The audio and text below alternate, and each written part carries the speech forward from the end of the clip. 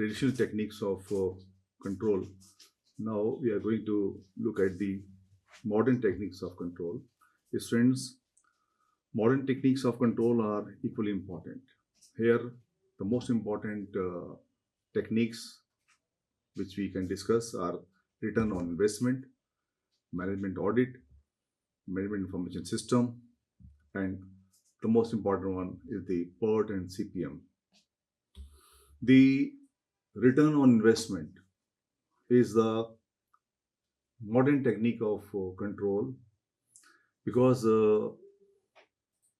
investment consists of fixed assets and working capital used in the business. Profit on the investment is reward for risk taking, we all know very well.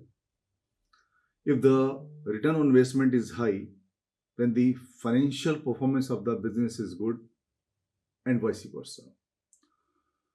Return on investment also shows the areas where corrective actions are needed. So it is worthwhile to mention here that the return on investment is that kind of techniques by means of which the instant steps may be taken to rectify the problem. Because return on investment, if it is low, it will directly reveal the performance of the business. We can come to know instantly after the preparation of the accounts that the financial performance of concern is not good. If it is good, it's worthwhile, it's important. But if it is not good, then corrections, the doors for correction are open, and one can modify by making the required amendments in the system pertaining to the different kinds of aspects of business. Another important modern technique of management is the management audit. Students, management audit is nothing but an evaluation of the management as a whole, because the management audit critically examines the full process of management of an organization, and it is conducted by the team of experts. It finds out the efficiency of the management, and the data is analyzed and conclusions are drawn about the managerial performance and efficiency of the organization. So, in other words, we can say that the efficiency of the management can be reviewed through the management audit by a team of experts from outside. The other important modern technique of uh, decision making is the, or you can say, other important technique of control is the management information system. In order to control the organization properly, management needs accurate information. Information is collected continuously to identify problems and find out the solutions. Management information system, popularly called as MIS, collects data, processes it, and provides it to the managers. And the managers need information about the internal working of the organization and also about the external environment relating to business. Information is collected continuously to identify problems and also to find out the solution. And we can finally say that the control of the organization can be done properly or in the proper form by accurate information. And this information is available through the control mechanism. And control is possible through this mode of working, and information available makes it possible for organizations to control the situation. If anything wrong goes, instantly the processes are available to rectify it. Students, very important, very important modern technique of control can be discussed as the PERT and CPM. Program evaluation and review technique, popularly called as PERT, and the critical path method, that is CPM techniques. These were developed in USA in the late 50s. Any program consists of various activities and sub activities as per this technique of these techniques of control. By controlling the time of the critical activities, the total time and cost of the jobs are minimized. And here, importance is given to identifying the critical activities of the organization. And this these techniques are important due to a variety of reasons. I will share you how important these techniques are.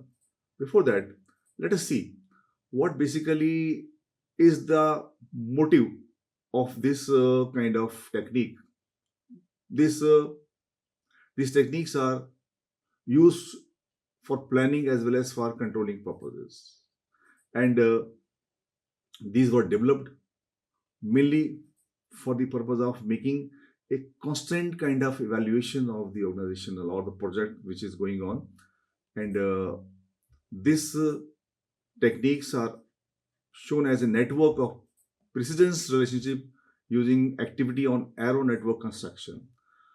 To know deeper about this project evaluation and review technique, we find multiple time estimates, and we also find the probabilistic activity times. This PERT is used in project management, research and development work where the time and the cost estimates tend to be quite uncertain. This technique uses probabilistic time estimates which are required in the greater control of the organizational affairs. PERT, as mentioned earlier, was developed by the US Navy for the planning and control of the Polaris missile program, and the emphasis was on completing the program in the shortest possible duration. In addition, what we can say that the PERT had the ability to cope with uncertain activity completion times.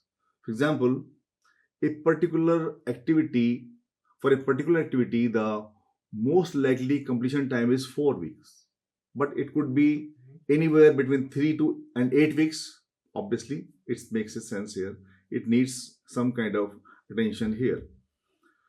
Let us have a look at some of the steps in peer PERT planning process. It is about identifying the specific activities in the milestone. It determines the proper sequence of the activities, but also construct a network diagram in the organization. Estimates which are required for each activity are also assessed through this technique, and it also determines the critical path, and finally it makes it possible to update the PERT chart as well as the project progresses. Another technique which we already mentioned is the critical path method. Before we go through the different aspects pertaining to the critical path method, I want to tell you that in critical path method, activities are shown as a network of the precedence relationship using activity on node network construction. Here, the difference that you can notice is in terms of critical path method as single estimate of activity time, and it is deterministic activity times. However, as per PERT, what you have seen that it is the multiple time estimates, and it is about the probabilistic activity times. So this is difference. The PERT is used in project management because the research and development work where the time and the cost estimates tend to be quite uncertain. This technique is used for the purpose of making the proper assessments. So the basic difference between these two is that the PERT is a kind of activity which is based on the multiple time estimates and also on the probabilistic activity times. However, the critical path method is based on single estimate of activity time, and also it is not probabilistic but deterministic activity times. The CPM, popularly called this critical path method, it's also called as CPM popularly. It is used in production management.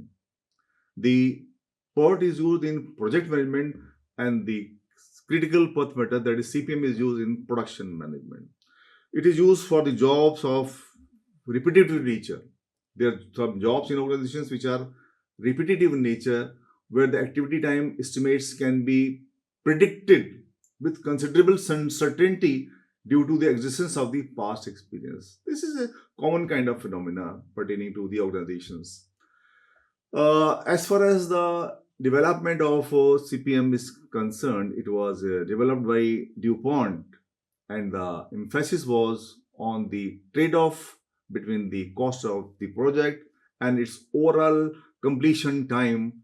For example, for certain activities, it may be possible to decrease their completion times, but by spending more money. So critical path method is very important for organizations. I want to now share with you a few insights about its benefits for the organization. If we look at the benefits of both critical path method, CPM, and PERT, we find that it is useful. These are useful at many stages of project management because these are mathematically simple, and these provide critical path and slack time, and provide project documentation, and also these are helpful in monitoring costs. Now, a brief distinction between the PERT and CPM for the purpose of just your knowledge, so that you don't get confused that both are one and same. I tell you that both are different from each other. PERT and CPM are not same. There is distinction because the PERT gives importance to time, and CPM gives importance to the cost. So this is one of the basic points of distinction between these two, that the PERT gives importance to time and CPM gives time importance to the cost. Both are altogether different from each other, but have their own role to play in controlling process, in control mechanism. Uh, Another important point is about the PERT, that PERT is the event oriented activity, and CPM is activity oriented. So there is a big difference between these two again, on the basis of the activity, on the basis of the events. Uh, Students, there are others. The other side of the CPM and PERT also, and it will be important for us to see the other side, as every coin has two sides. The other side of this CPM and PERT is that uh, these are the limitations of CPM and PERT, because they are basically, sometimes people say there's overemphasis on the critical paths, and there are specified precedence relations, and these clearly define independent and stable activities. So, well, these are the some important aspects relating to the techniques of control. Students, in the last sessions, you have been observing that the two important techniques of management are very important, and which were discussed in our discussion in the last two sessions. One was the uh, traditional techniques, and another one was the modern techniques. If we quickly, before going to the next part, if we have a quick look at the traditional techniques and the modern techniques, we will find out that both type of techniques are important, and these are used in organizations depending upon their structures, their procedures, and their methods that they adopt. A quick look at the traditional techniques consists of personal. These are, of course, these have been discussed at length. I'm just quickly throwing some light. Just I'm going to have a cursory glance on the traditional techniques, which consists of personal observation, budgeting, break-even point, auditing, financial ratio analysis, statistical data and report, setting examples by standard costing, by written instructions.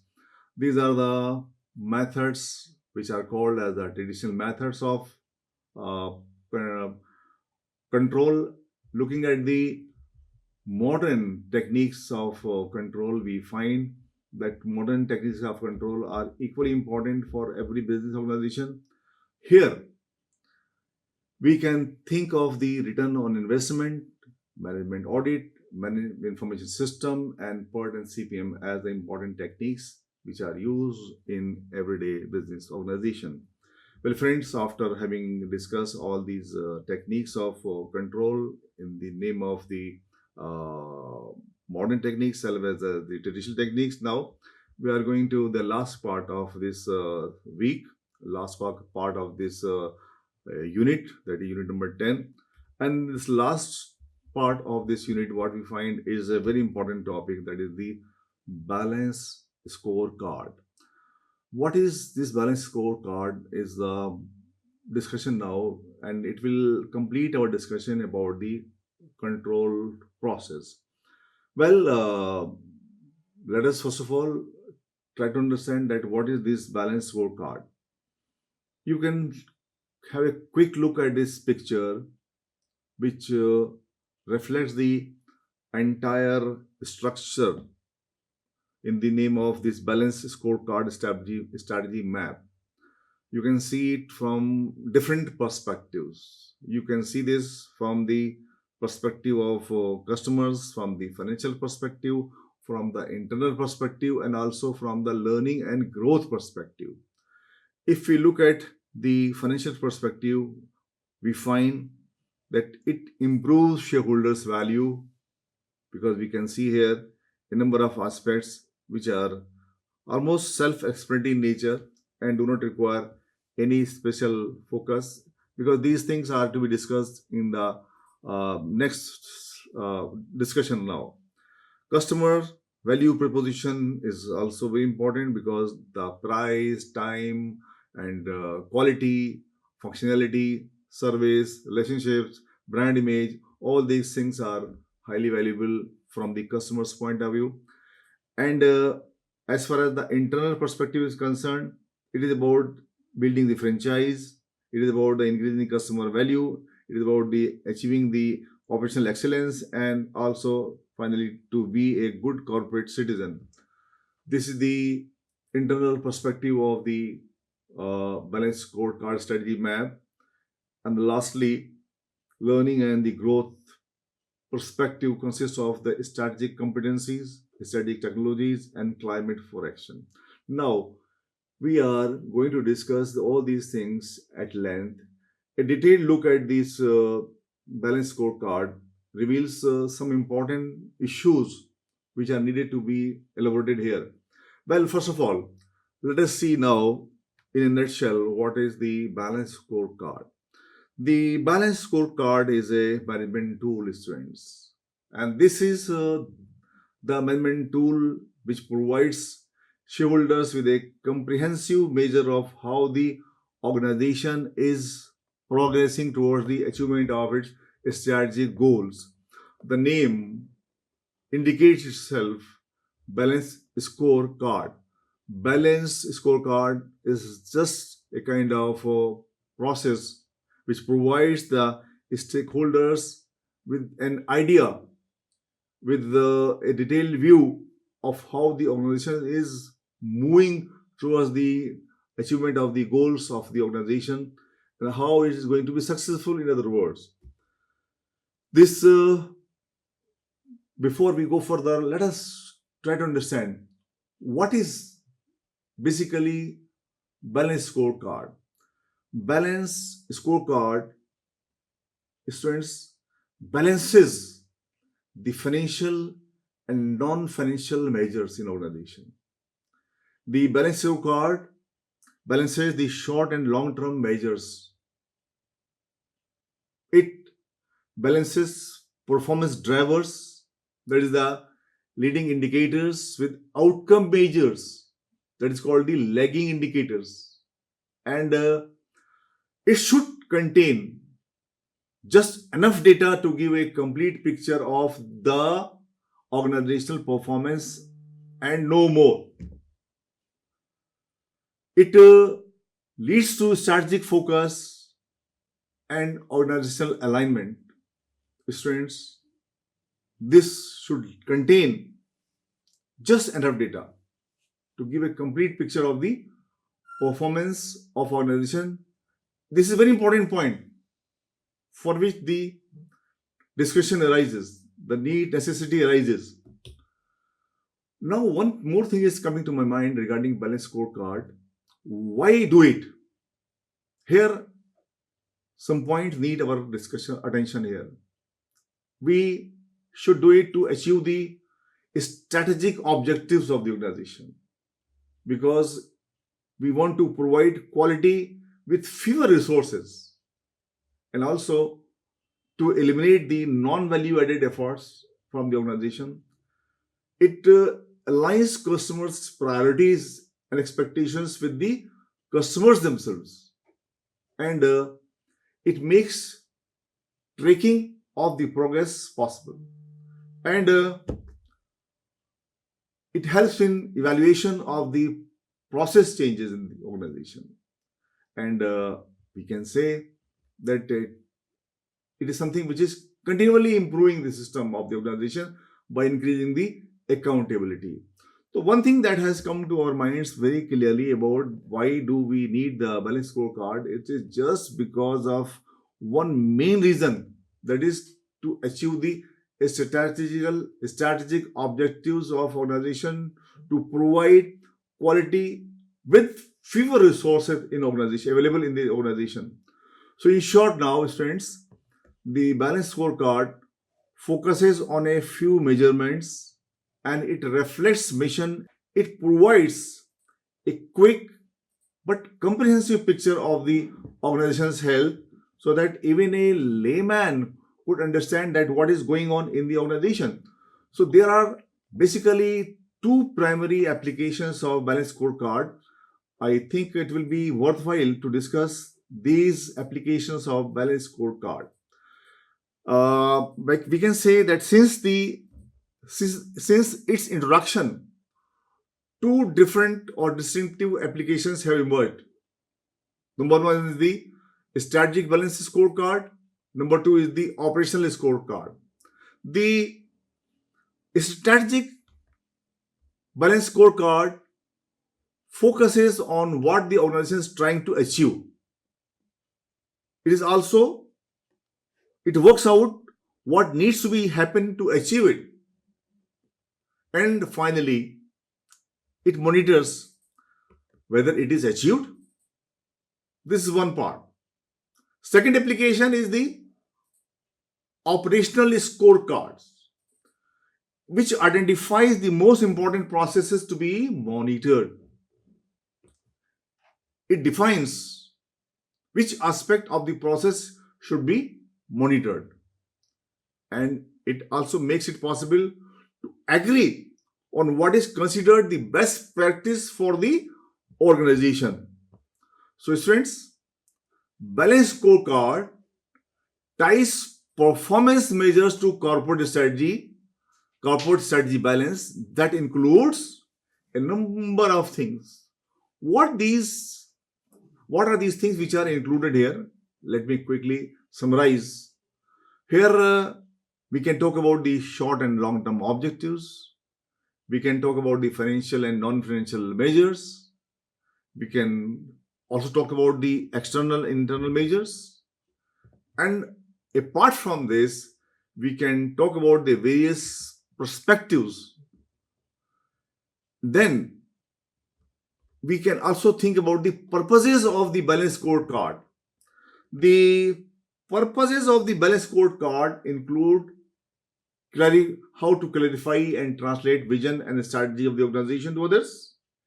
It helps in communicating and linking strategic objectives and measures with all internal and external parties involved in the process of business.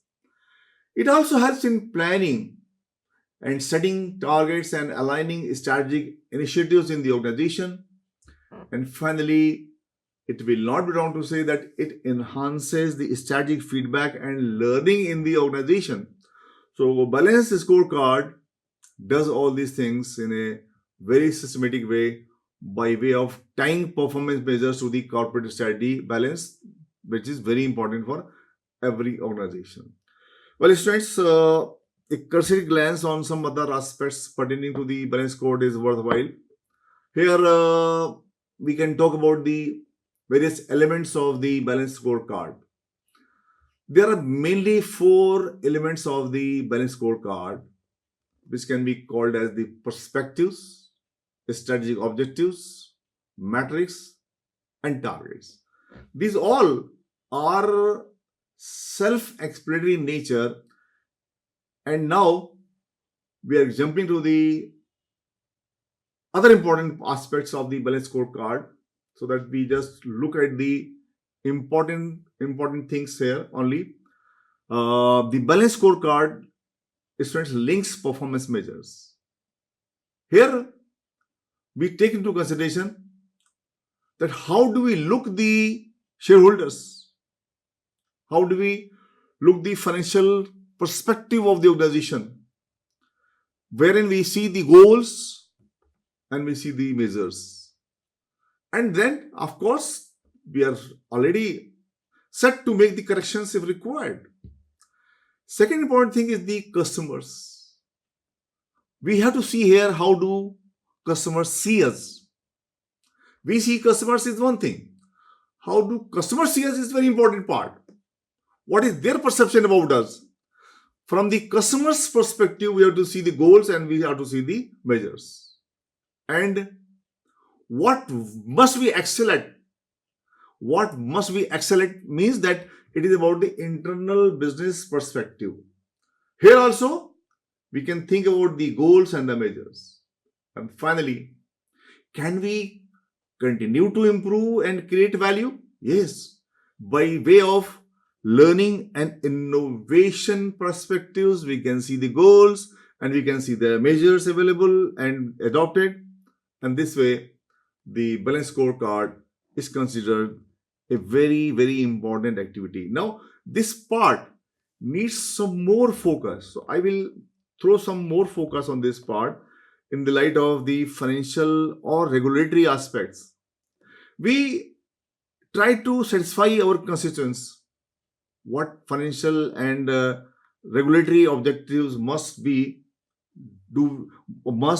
we accomplish it is one part.